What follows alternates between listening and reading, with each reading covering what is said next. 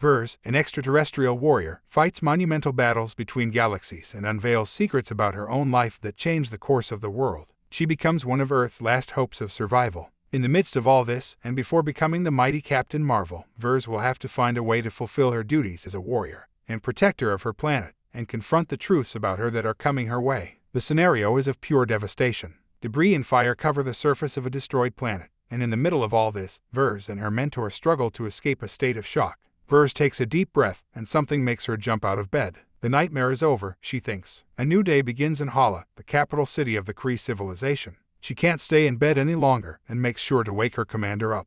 Yon-Rogg understands her psychological wounds, and helps her put her mind at ease during fight training. Vers's powers are too great, so much so that she can't begin to grasp the effects they will bring to her life, but she has to master them first, and that's where her problems begin. The training ends, and the usual pick on Yon-Rogg starts, as they make their way back. Vers struggles to find a common ground between the power she has to control and her mind that seems to never be at ease. She makes her way to a meeting with the Supreme Intelligence, as if it is a therapy session. There, she's briefed about the war her planet fights against the Skrulls. But something else puzzles Vers, and it has been bugging her for as long as she can remember. Supreme Intelligence has many shapes. For each person, it appears in a familiar figure, but Vers simply can't recognize what that female figure means to her life. The pep talk boosts her confidence a bit more than she expected, and she's headed to her mission alongside her team. They must rescue one of their spies that fell into the hands of the Skrull army. Her commander, Yon-Rogg, shares the details of the mission with the team. He highlights that no one should interact with the population of the planet they're about to invade. Vers, Yon-Rogg, and the team make a majestic and fierce entrance into the planet, completely in stealth mode.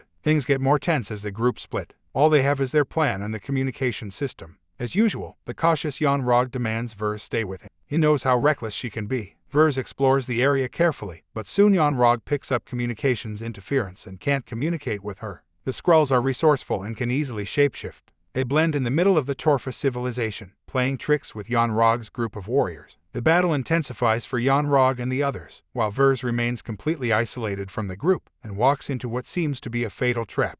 As soon as the Skrulls in disguise are taken down, their true appearance is revealed. They're green creatures with elf-like ears and vicious eyes. When Vers's radio finally works, her mentor screams for help and warns her of the Skrull invasion, but it's a bit too late for the warning. Vers is struck by a Skrull, who sarcastically implies that it's time for her to reveal her secret. She falls unconscious. Voices come muffled and at a distance. Everything is so confusing, as Vers hears this male voice coming from far away, and images of an American Air Force pilot blending in. The images are joyful and feel warm, memories, from childhood to army boot camp and bar fights. The shock only gets worse and even more confusing, as the woman who looks like Vers talks to another woman, who looks like the Supreme Intelligence. Vers is trapped in a memory loop. The Supreme Intelligence image wears a uniform that reads, Dr. Wendy Lawson, Pegasus. The Skrulls keep on digging into Vers's exhausted mind, but in the midst of all that confusion, she manages to wake herself up. She pretends to be unconscious, but realizes that the room is full of green Skrulls that are scavenging her mind. Vers comes out of her trap, infuriated, and is surrounded by a swarm of Skrulls that would do anything to keep her hostage. Vers demands answers, but all that her abductor can give her is more doubts when he mentions that those memories were hers, and that she needs to find Dr. Lawson to recover a speed-of-light engine.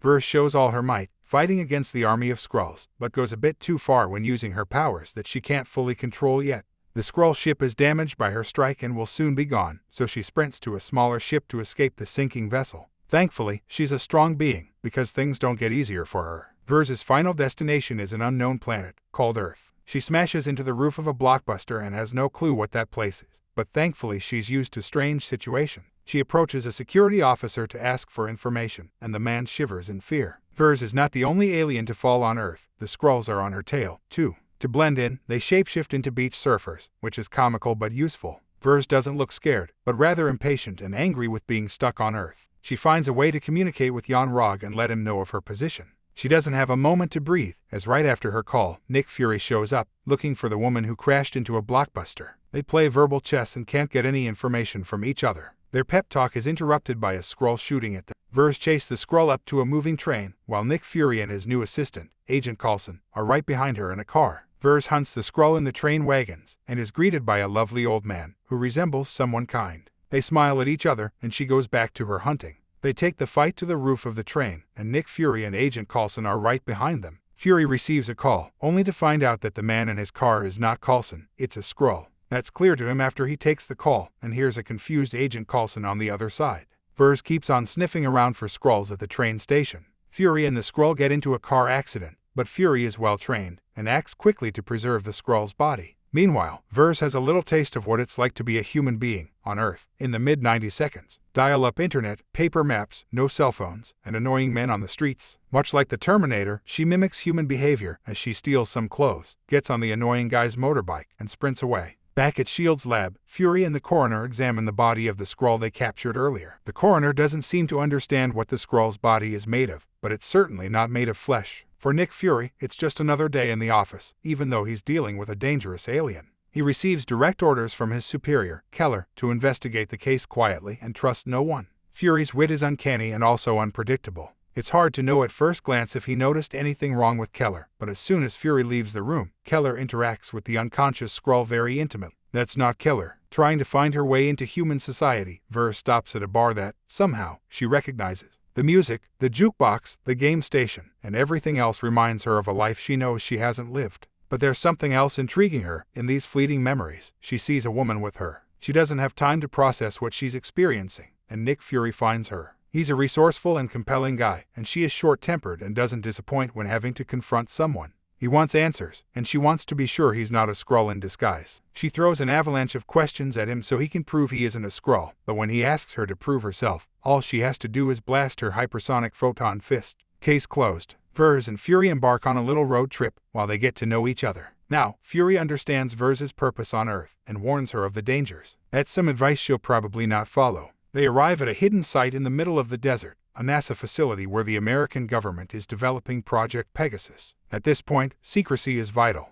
One thing is undeniable, their chemistry is unparalleled, and the work flows naturally. They invade the facility discreetly, looking for information on Dr. Lawson, and Vers finds boxes filled with files on her research on Project Pegasus. She identifies some notes in Kree glyphs, and assumes she was a Kree, but Fury tells her Lawson and the engine she's looking for are long gone. All they have as a clue is a name, Maria Rambeau. Vers is unsettled, but doesn't know why. She goes through the files again and, this time, looks closely at one of the evidence photos. It's a picture of Lawson and Rambeau, but in the back, next to an aircraft, there's a woman, a pilot, smiling gently as she prepares to leave. The resemblance is uncanny. The woman in the picture is Vers. She immediately reports back to Jan Rog and demands explanations. Rog tells Vers that Lawson was a Kree spy called Mar-Vell. In the meantime, Fury is greeted by Keller, who he has called for backup. He's there to capture Vers. Fury and Keller hop in the elevator, plotting how to capture Vers. The savvy Fury tells Keller to work the same way they did years before in Havana. That's clearly a test, and Keller flunked it.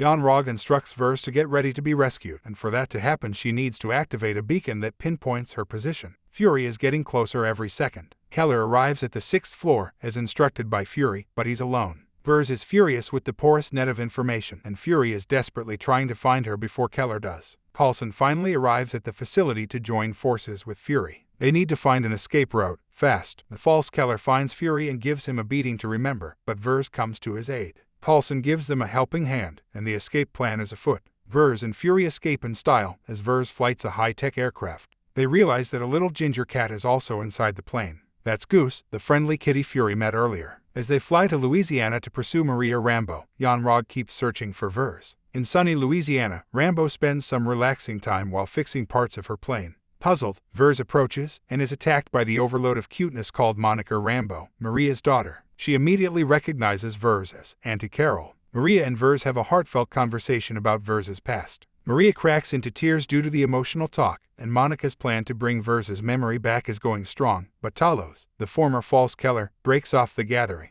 Everyone is on edge, and Talos seems to be outnumbered. Talos reveals that he's in possession of her plane's black box that contains Mar-Vell's plan. Vers recollects the entire mission, and an unexpected turn in her story that she had long forgotten. She finally remembers that Jan Rog is the one who attacked Mar-Vell for the speed of light engine, but Vers is determined to honor her legacy by stopping him from taking it, and she'll do whatever it takes. Mar-Vell loses consciousness and Jan Rog makes his move to get the engine, but Vers shoots the engine down, that suddenly blasts back at her, charging her with all its power. That powerful force will later be known as the Tesseract. He realizes she has absorbed the engine's power and takes her to his planet. The surprises keep on coming, as Talos tells her Mar-Vell perished after understanding she was on the wrong side of the fight, that the Skrulls were not the villains, and in fact, Jan Rog was. The planet Torfa was destroyed, not because of them, but because of Yon-Rog's vicious army. At the time of her demise, Mar-Vell was working around the clock to find a safe planet for the Skrull people to live on, since their planet had been devastated.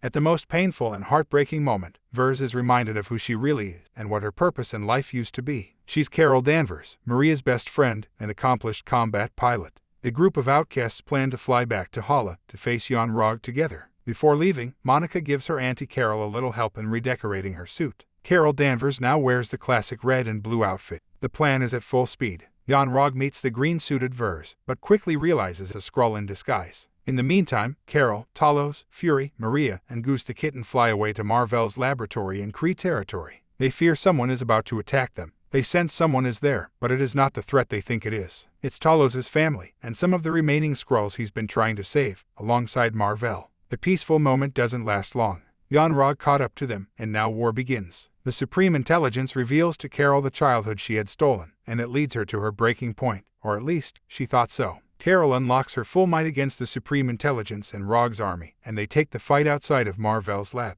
The battle is exhausting, but Carol trumps Yon-Rog as she masters her powers and sends him back to Hala, defeated and ashamed. On their way back to Earth, Carol, Maria, Talos, Fury, and Goose are relieved by the win. Goose loses his cute looks and scratches Fury's eye, so we now know where he got his famous iPad. They finally get to sit down and discuss future steps. That's the long-awaited moment when Fury crowns Carol Danvers as Captain Marvel. Captain Marvel instructs Fury to keep the Tesseract safe on Earth, and gifts him with a pumped-up pager to communicate. Captain Marvel knows that, even though she really wants to stay with Maria and Monica on Earth, she has to fulfill her destiny and help the Skrulls find a planet to call home. Fury's closure actually sounds like a new beginning. He's going through Carol's files and spots her codename, Avenger, and names his most ambitious project after her. Fury is driven to find more heroes like Captain Marvel, and his unprecedented project is called the Avengers Initiative.